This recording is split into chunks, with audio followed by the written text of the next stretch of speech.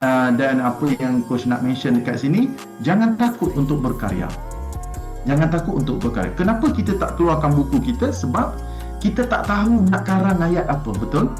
Kita tak pandai nak menulis ayat sebelum ni. And then now kita ada AI yang membantu karangkan ayat tersebut.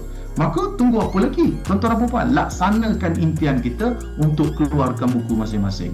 Kan? Yang bengkel motor dengan bengkel motornya, bengkel kereta dengan buku keretanya, yang bateri dengan buku baterinya, yang jual produk kesihatan dengan buku kesihatannya, yang doktor dengan ilmu kedoktorannya, yang kecantikan jadi pakar kulit dan sebagainya dengan kecantikannya.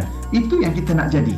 Ya, itu yang kita nak jadi. Orang kata tahap yang paling membanggakan bagi seorang usahawan adalah dia ada buku dia sendiri. Kan? Walaupun tak jutawan lagi, tak ada masalah. Siapa kata kena jadi jutawan dulu baru tulis buku? Tidak ada pengertian itu. Buku ni adalah satu minat yang kita zahirkan supaya jadi pedoman untuk, satunya untuk pembaca lah, orang yang nak baca. Yang kedua untuk anak-anak kita, mungkin legasi kita mungkin. Yang ketiga untuk pelanggan-pelanggan kita, mungkin dia nak tahu pasal kita, dia nak tengok, dia nak itu, dia nak ini. So salah satunya untuk kita compilekan segala ilmu-ilmu kita ni dan terjemahkan dalam bentuk buku fizikal. Kalau tak boleh fizikal pun dalam bentuk e-book.